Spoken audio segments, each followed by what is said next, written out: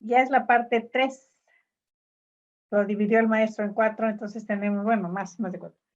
La lección 28, el libro de los 12, la tercera parte.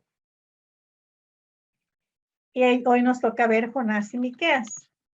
Pudiéramos ver uno por lección, pero pues como tenemos que terminar la Biblia en un año, pues creo que a este ritmo sí lo vamos a lograr. Sí lo vamos a lograr. En el orden que está en la Biblia hebrea, pues tenemos que estos profetas que ya hemos estado estudiando, pues se encuentran por aquí. Vimos la Torá, ¿no? Los 5 libros de Moisés, eso ya, desde hace un rato que los vimos. Luego los llamados Neviim, o sea, los profetas, donde se encuentra el que vamos a ver hoy. Aquí lo tienen, Jonás, Yona y Miqueas. Los escritos, esos también ya los vimos. Entonces ya estamos terminando, ya estamos terminando la Tanaj. En el esquema de 5-12, 5-5-12, pues ya acabamos los 5 del Pentateuco, los 12 de la historia, los 5 sapienciales, los profetas mayores y estamos con los menores. Pues ahí vamos, ya vimos a Oseas, a Joel, a Amós. Hoy nos tocan pues Jonás y Miqueas. En la cronología, pues tenemos en amarillo, mírame a fuerza, les decía, los profetas menores, y en azul turquesa, los mayores. Coinciden unos con otros. Aquí está Jonás, más o menos las fechas son aproximadas, y por ahí de 770 antes de Cristo. Entonces ahí vamos a estar viendo eso. Y claro, por razones de tiempo, pues también vamos a ver los otros, que es aquí Miqueas, que está hasta acá, que es contemporáneo, pueden ver de Isaías, y también por ahí andan, o sea, hacemos.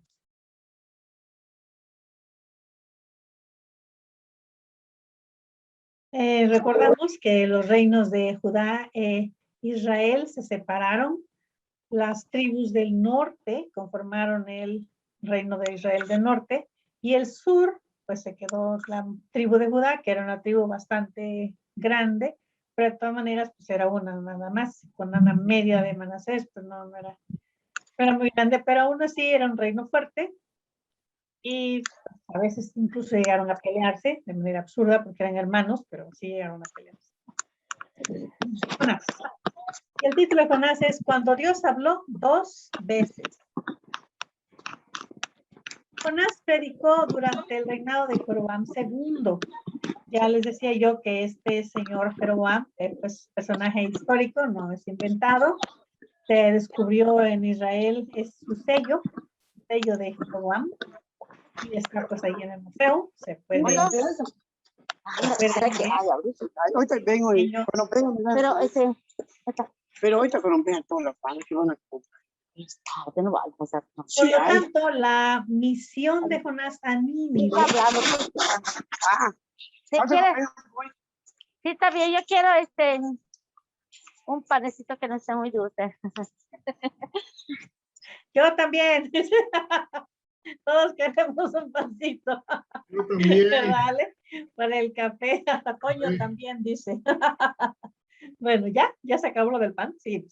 Entonces, la misión de Jonás a Nínive pudo haber ocurrido, pero no es muy certero. Bueno, no se sabe si es cierta, porque todavía pues hay muchas cosas enterradas que los arqueólogos están tratando de sacar, pero por diversas causas políticas y de guerra, pues a veces no se puede, ¿no? Y la región esta de Asiria, pues es Irak. Ustedes saben que ha habido muchos problemas ahí, sobre todo la terrible destrucción que llevaron a cabo el ISIS, el imperio islámico, que querían hacernos un imperio. Ahorita todavía andan por allí, y tienen pues influencia internacional, reciben fondos de todo el mundo. Pero bueno, entonces por esas causas no hay mucho descubrimiento todavía, pero sí se han descubierto algunas cosas. Y lo que sí está en el Museo Arqueológico de Estambul, te das una vueltecita y ver la bahía, ahí está. Es una estela del rey asirio Adad-nirari III, que más o menos sus fechas son del 805 al 782. Pero su sucesor, Salmanasar IV, ahí es una diferencia, ¿no?, de un año, puede ser este, puede ser otro. Probablemente nos gusta más que sea Adad-nirari III, y te voy a decir por qué. Pero por las fechas, pudiera estar ahí entre esos reyes asirios. Y les digo, respecto a Adad-nirari III, hay una estela, aquí está la imagen, que se encuentra en el Museo Arqueológico de Estambul. La mayoría están en el Museo Británico, pero esta no. Adad-nirari, les digo porque es muy interesante, y algunos investigadores no han encontrado esto, porque hizo una revolución monoteísta en Asiria. Eligió a Nabu, el dios asirio de la alfabetización, de los escribas, el dios de la sabiduría, o sea, el dios de la literatura, como el único dios que debía ser adorado. Y hay un autor que se llama Francis Nicol, que escribió este libro, El Mundo Antiguo, desde 1400 a 586 a.C., y él dice así: hubo una extraña revolución religiosa en tiempos de Adad-nirari III, que puede ser comparada con la del faraón Akenatón. Akenatón sí es muy conocido, el faraón hereje, que dijo que nada más había un solo Dios y quiso eliminar el culto politeísta en Egipto. Bueno, lo logró mientras él fuera faraón, pero ya que se murió, los egipcios volvieron al politeísmo, pero en fin. Por alguna razón desconocida, Nabu fue proclamado Dios único, o por lo menos Dios principal del imperio. Se erigió un templo a Nabu en 787 en una ciudad llamada Cala, también conocida como Nimrud, y en una de las estatuas que uno de los gobernadores dedicó al rey, aparecen estas palabras: confiad en Nabu, no confiéis en ningún otro dios. Entonces hubo este movimiento de, pues sí, revolución que encabezó el rey, que probablemente apoyó al pueblo judío en un momento dado de su historia, y probablemente otra vez este sea el rey asirio que estaba en Nínive cuando predicó Jonás, que no es seguro, está ahí la conjetura, puede ser.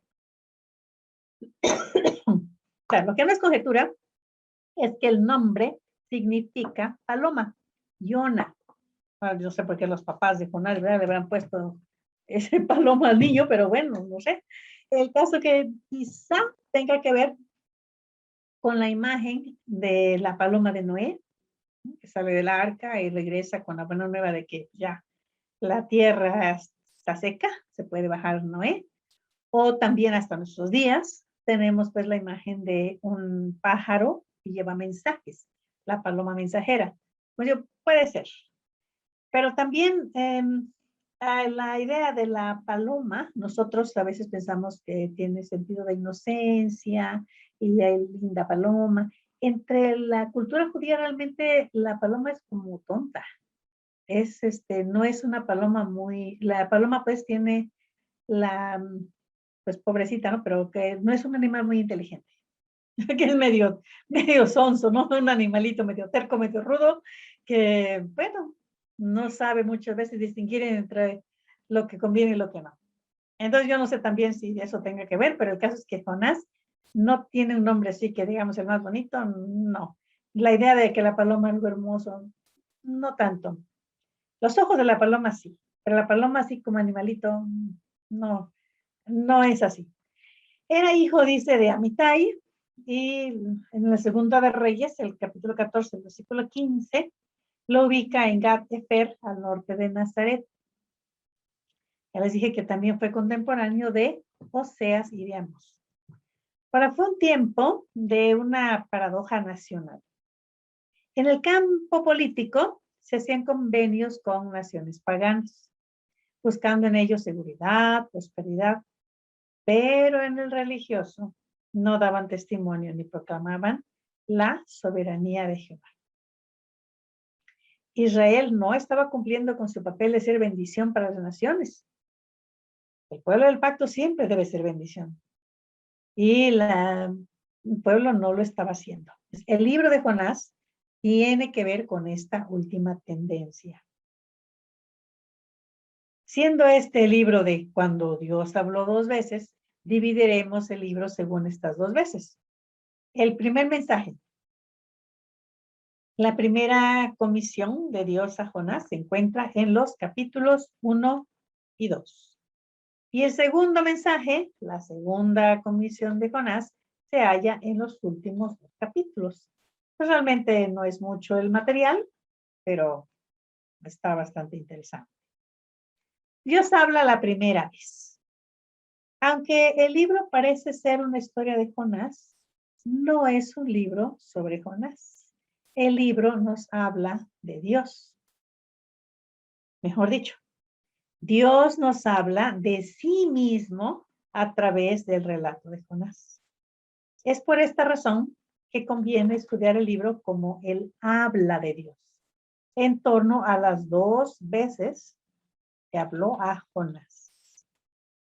El libro mismo llama la atención sobre esto, cuando dice, vino palabra de Jehová, diciendo, allí está en el capítulo 1, del versículo 1, y luego el capítulo 3:1 también dice, vino palabra de Jehová por segunda vez. Segunda vez, pues sí, porque ya había venido la primera. Es la palabra, pues, de Dios. Es lo que Dios va a decir. Y Jonás es llamado para ir a predicar la palabra de Dios a Nínive.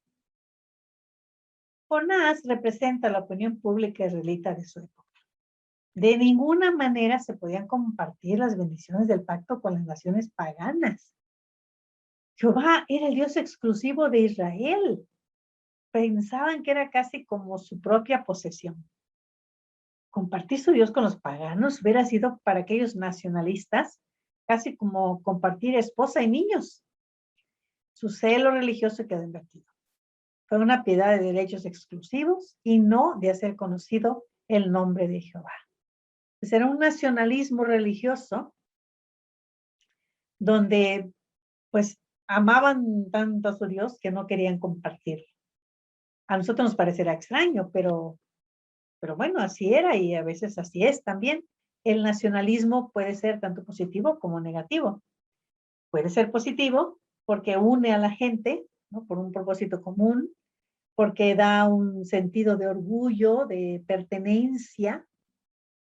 Pues está muy bien, el nacionalismo, el patriotismo, pero puede ser también una forma de etnocentrismo.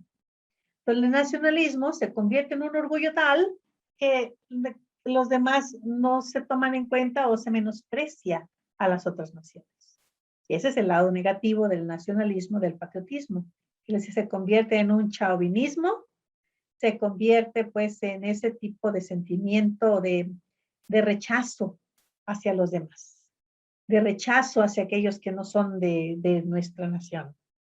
Y pues sí hay que tener cuidado entonces con eso. Y era lo que estaba ocurriendo aquí. Se había convertido el pueblo de Israel en un pueblo que amaba tanto a su Dios que no quería compartirlo y menospreciaba a los demás, pero no hacía nada por hacer conocido el nombre de Jehová. Tenemos restos históricos de los asirios. ¿Quiénes eran estos asirios? Pues hay un obelisco, ese sí está en el Museo Británico, el obelisco blanco, que mide 2,85 centímetros de anchura, de altura 70, profundidad 42, ahí está también la imagen. Está tallado en piedra caliza, es de forma rectangular y se va estrechando ligeramente y tiene un ápice escalonado. Está decorado con 8 registros tallados en bajo relieve que representan escenas de guerra y de caza.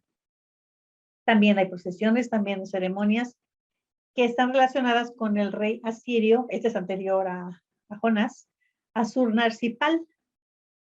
Otros dicen que a lo mejor es Tiglat-Pileser, pero es anterior a, entonces ya estaba esa cultura anterior a Jonás, establecida con ya mucho prestigio. Además de las escenas, también presenta inscripciones en escritura cuneiforme en 2 de sus 2 lados. Entonces sí hay evidencias pues de estos pueblos que existían, como decía ya, incluso antes de Jonás. También hay otro obelisco que también está en el Museo Británico, bien cuidadito, el obelisco negro. Ese mide 1,97, casi 98 centímetros, anchura 4,45, está tallado en piedra caliza negra. La forma es rectangular, el lápiz escalonado también, igual decorado con bajorrelieves muy planos, con poca profundidad. Y este contiene una inscripción cuneiforme de los anales del rey Salmanasar III de Asiria. Dice que puede ser este, el de Jonás también. Te digo que nos gusta más el otro, pero mejor puede ser este también. Son un poco antes de que Jonás les fuera a predicar, pero otra vez estos obeliscos evidencian una cultura ya bien establecida, ya con todos sus palacios y con sus guerras, sus campañas. En este obelisco negro se narran las campañas bélicas que finalizaron con la sumisión y entrega de tributos de los vencidos. Y dice qué cosa le entregaron al rey. Dice que les dieron algunos objetos manufacturados, le llevaron camellos, monos, para que crean los monos, ¿verdad? Pero también llevan ahí elefantes, rinocerontes, barras de metal, madera y marfil. Y es muy interesante porque se mencionan los reyes que ofrecieron el tributo, y entre ellos dice que fue el rey israelita Jehú, rey del lugar de Omri, así le pone. Ahí está el nombre, ¿no? Grabadito en cuneiforme. Pues cuando encontraron el obelisco, dijeron, sí, aquí está el nombre. Y entonces no son inventos de los judíos, no, ahí están, sí existió este rey, que ahí está en piedra, en el obelisco negro del rey Salmanasar. Y el palacio de Sennacherib, ¿dónde creen que lo encontraron? Les decía yo del lamentable estado que está ahorita en Irak, las diferentes estructuras. Existía la tumba de Jonás en Irak, pues el Estado Islámico la dinamitó. Dijo que era un lugar que iba en contra del Corán, según ellos lo interpretan, y le pusieron explosivos y se lo echaron. Bueno, a la hora de explotar, de tirar la tumba, se encontró abajo de la tumba túneles, y después ellos también hicieron más túneles para encontrar tesoros arqueológicos que vendieron algunos. No se sabe cuántos vendieron ni cómo los vendieron, porque ahí sacaron mucho dinero también. Y debajo del edificio, de la tumba, que por cierto ya la van a tratar de reconstruir, estaba el palacio de Sennacherib. Y acá abajo les puse un relieve, ¿no? Ahí entre los túneles ahorita, pues, no sé si 100, yo creo que ahorita sí ya, quizás estén de regreso ahí los arqueólogos tratando de encontrar más cosas del palacio de Sennacherib. Pues como ven, hay muchas evidencias arqueológicas de los asirios y cómo se establecieron allí en Nínive. Pero Jonás responde de acuerdo con las opiniones religiosas de su tiempo. Si Jehová quiere hacer este tipo de cosas, quiere predicar a Nínive, lo mejor es no obedecerle y alejarse hasta que este capricho de Dios se le pase. Y entonces Jonás decide ir de viaje y selecciona a Tarsis, hoy conocido por el nombre de España, el punto más lejano del mundo, conocido aquel entonces. Quiso poner tanta distancia como le fuera posible entre él y la posibilidad de cumplir con el mandato de Dios. Tarsis no era un lugar de turismo comercial, era el lugar más lejano. Ese es el significado de la palabra Tarsis, o está asociado con la palabra Tarsis, de un lugar lejano. Ahora en el mapa se puede ver, obviamente, dónde está el querido Jonás. Bajó a Jope, para tomar un barco que se lo llevara en sentido contrario. Él tenía que ir al sur, al norte, tenía que ir al norte, tenía que ir a Nínive para acá. Se fue en sentido contrario, se fue al sur, fue a Jope, y de ahí agarró su barco, que se lo llevara lo más lejos posible, por favor. Aquí no estaba poniendo tierra de por medio, estaba poniendo mar de por medio. Pero Dios no quiso que Jonás fuera. Se mostró como Dios del mar también. Asimismo, el viento y la tempestad le obedecen. Y aunque no lo quisiera, Jonás tiene que dar testimonio a los marineros. Jonás era tan renuente para ser testigo como nosotros. Y los marineros tenían que preguntarle por su Dios. Pero Dios arregla que sea conocido entre ellos y que oigan de Jehová, Dios de los cielos, que hizo el mar y la tierra. Un concepto revolucionario para la época, porque en aquella época no había dioses que hubieran hecho el mar y la tierra. No, la tierra era la madre tierra, era una diosa. El mar también era Dios y los cielos también se adoraban las estrellas. Es un Dios así, pero ese era el Dios de Israel. Ya sabemos la historia de cómo echaron a Jonás al mar, de cómo Dios tenía preparado un pez para salvarle la vida. También está la oración, ahora sí muy sincera, de Jonás en el vientre del pez. Dios oyó la oración de Jonás. Y en hebreo, aquí, bueno, en español dice, y mandó al pez, pero en hebreo dice, y habló Dios al pez para que vomitara a Jonás en tierra. El 2, capítulo 2, versículo 10. Parece que, bueno, aunque sea casi increíble, en lugar de cumplir con la tarea que le dio Dios, Jonás regresó a su casa. Todavía no estaba dispuesto a ir a Nínive. Entonces Dios habla por segunda vez. Los capítulos 3 y 4. Dios no cambia sus propósitos. Sus planes no se frustran por algo tan insignificante como un profeta. Pero por otro lado, Dios quiere enseñar a todos, hasta a los profetas. Entonces habla Jonás la segunda vez. El versículo 1 del tercer capítulo es la clave del libro. Ahí vemos la seguridad, la certeza de los propósitos de Dios. Habla por segunda vez. Dios se interesa por la gente. Y había mucha gente en Nínive. Dios es Dios de todo el mundo. Y Nínive gobernaba una parte significativa del mundo. Y aunque el pueblo no cumple con su propósito de hacer conocido a Jehová en todo el mundo, Dios sigue adelante con sus planes y muestra que Él es el Dios internacional.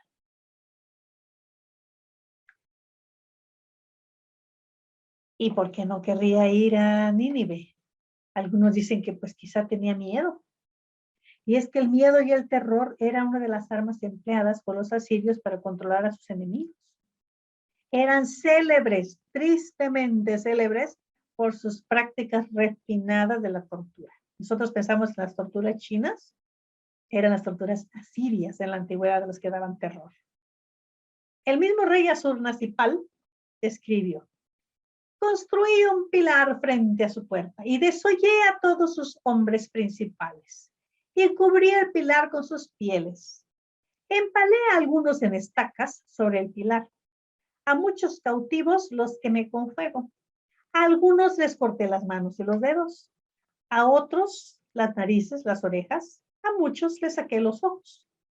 Además, lo puso por escrito allí para que todos supiéramos después qué había hecho Assur-nasipal.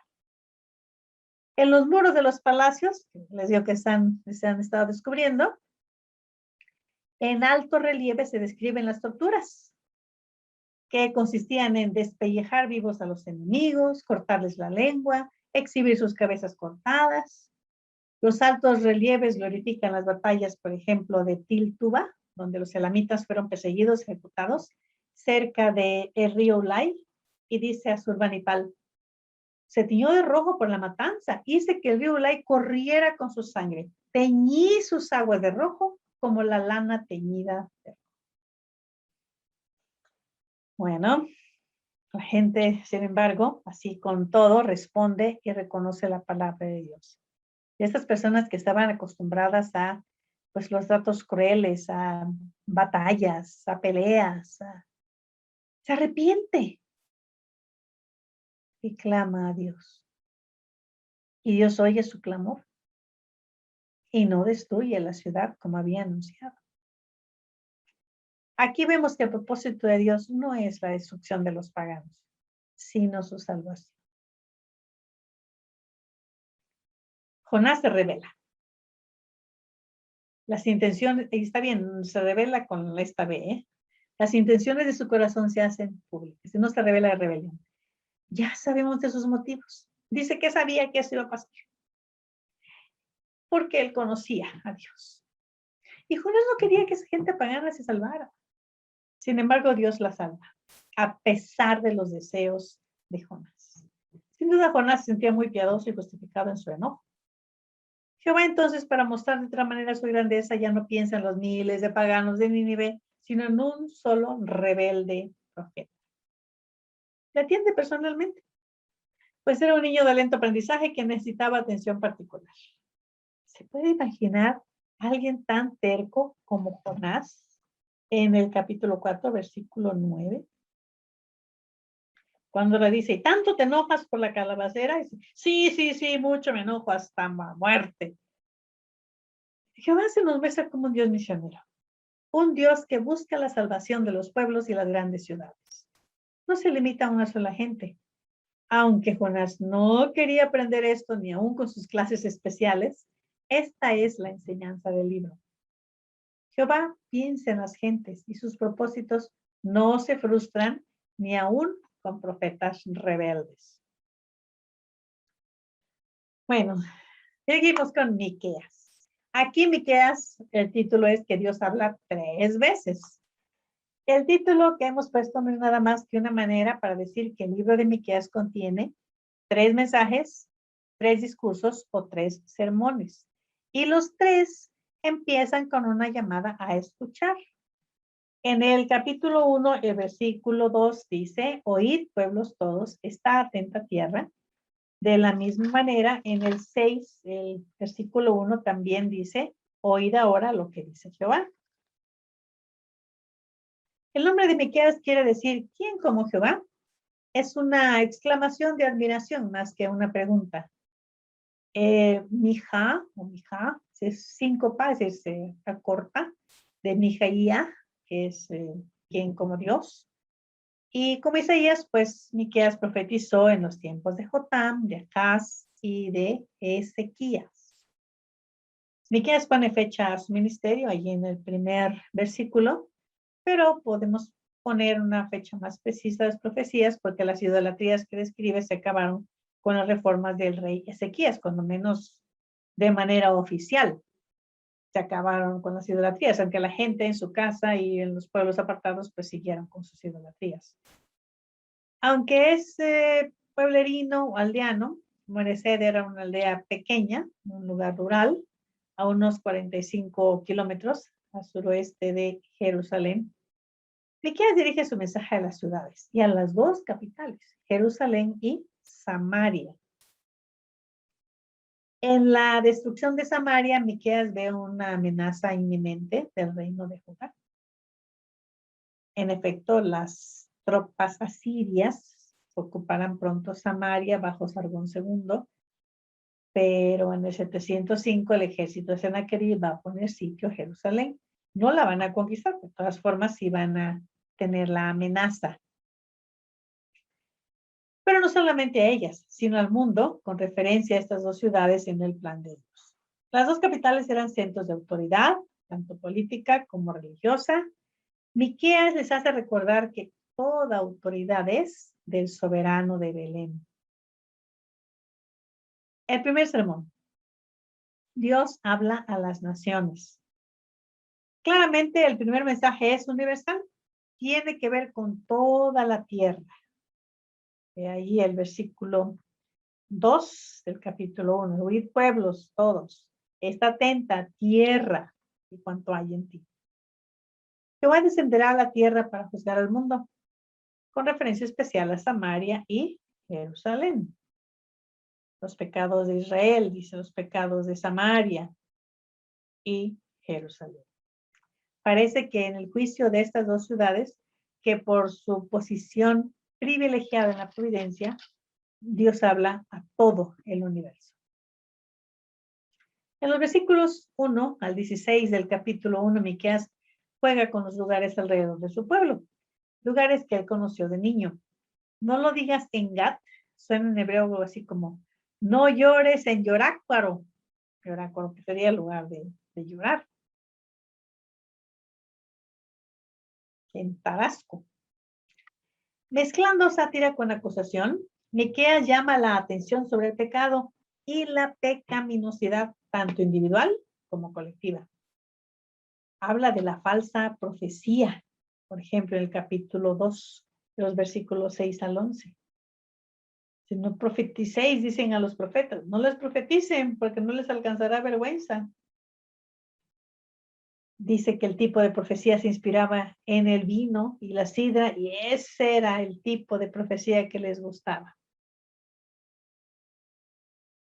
En esta profecía se basaba la costumbre de idear el pecado de noche para practicarlo de día.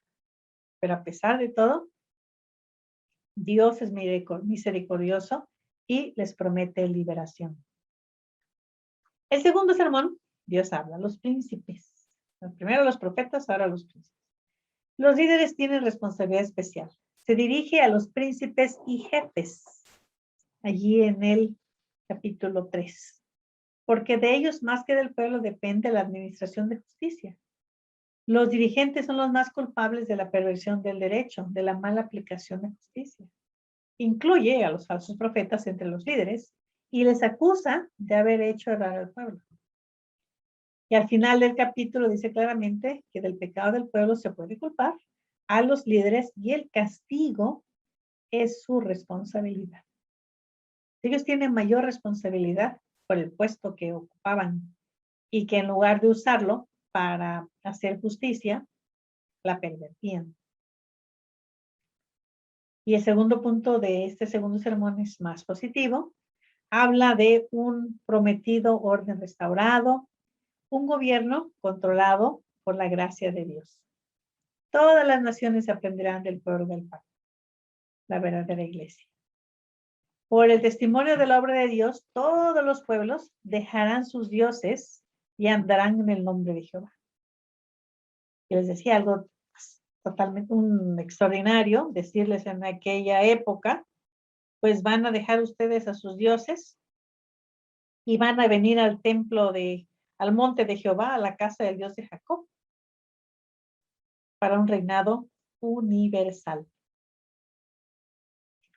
Este profeta que vivió en tiempos de Isaías tiene algo de la visión de su más notable contemporáneo. Habla de una restauración del pueblo, de un remanente, para que Dios cumpla con lo prometido. Y la imagen, vean cómo se semeja mucho a lo que escribe Isaías también, cuando dice que juzgará entre muchos pueblos, corregirá a naciones poderosas hasta muy lejos, martillarán sus espadas para asadones, sus lanzas para hoces. No alzará espada nación contra nación, ni se ensayarán más para la guerra. Y la gente escuchando a Miqueas, pero ¿de qué le pasa a Miqueas? Jamás va a ocurrir eso. Quizá ahora también, pero no tanto. En aquellas épocas, todo el tiempo la ocupación a la que se dedicaban los ciudadanos de una nación era la guerra, tanto ofensiva como defensiva. Porque con la guerra iban y atacaban, destruían y ya regresaban victoriosos, o eran atacados. Entonces los ciudadanos se dedicaban a la guerra, no había otra cosa. Quienes hacían el trabajo, pues eran los esclavos, para eso se llamaban los esclavos. Los esclavos eran los que araban los campos, cuidaban de los animales, porque la gente, los ciudadanos, pues se tenían que dedicar a la guerra, como digo, tanto para atacar como para defenderse, porque era todos contra todos. Y aquí les dice que no, que ya no se van a ensayar para la guerra, y que se van a sentar cada uno debajo de su vid, debajo de su higuera. No habrá quien los amedrente, si no van a tener miedo. De lo que leímos del asirio, ese que ibas, no. No va a haber quien les imponga miedo, no. Sino que van a estar tranquilos, la imagen de la higuera y de la vid. Esta restauración tiene que ver con el Mesías, quien ha de nacer de la casa portadora del pacto, la casa de David. Ahí tenemos el famoso versículo 2 del capítulo 5.